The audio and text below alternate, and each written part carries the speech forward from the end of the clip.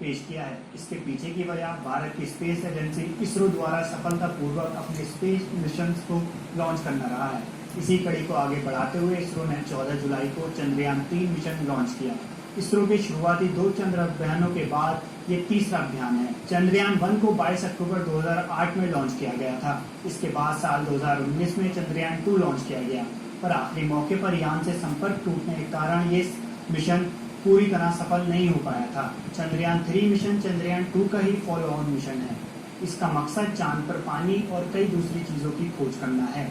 अगर इसमें सफलता मिलती है तो आने वाले वक्त में भारत मून टूरिज्म और चांद पर इंसानी बस्ती बसाने का सपना देखने वाले सभी देशों के बीच एक बड़ी पावर बनकर उभरेगा। चलिए आपको बताते हैं चंद्रयान 3 मिशन है क्या। इसरो की वेबसाइट पर मौजूद जानकारी के मुताबिक चंद्रयान 3 चांद पर खोजबीन करने के लिए इसरो द्वारा तैयार किया गया तीसरा चंद्र मिशन है। चंद्रयान 2 का ही फॉलो ऑन है, क्योंकि चंद्रयान 2 सफलतापूर्वक चांद की कक्षा में प्रवेश करने के बाद अंतिम समय में सॉफ्टवेयर में आई गड़बड़ी के कारण सॉफ्ट लैंडिंग नहीं कर पाया था और इसरो ने इससे संपर्क खो दिया था। सॉफ्ट लैंडिंग का दोबारा सफल प्रयास करने के लिए इसरो ने पिछली खामियों को दूर करते हुए मिशन चंद्रयान 3 लॉन्च किया है। इसमें चंद्रयान 2 के समान एक लैंडर और एक रोवर होगा, लेकिन इसमें ऑर्बिट नहीं होगा।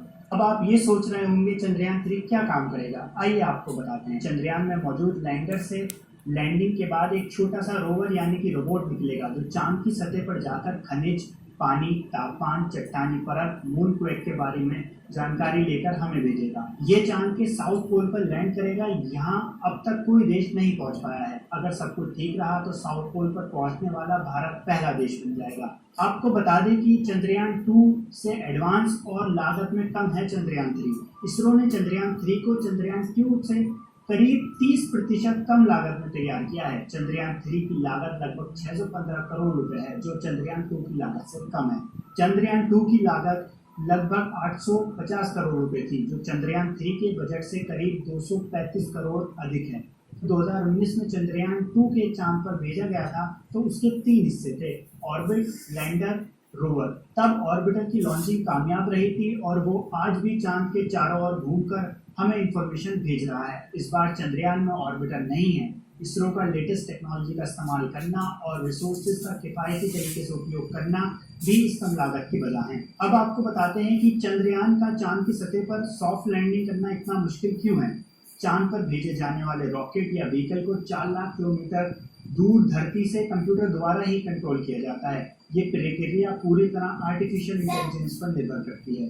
व्हीकल में लगे सेंसर्स के द्वारा ही वैज्ञानिक अनुमान लगा पाते हैं कि लैंडर कहाँ पर है, कितनी दूरी पर है।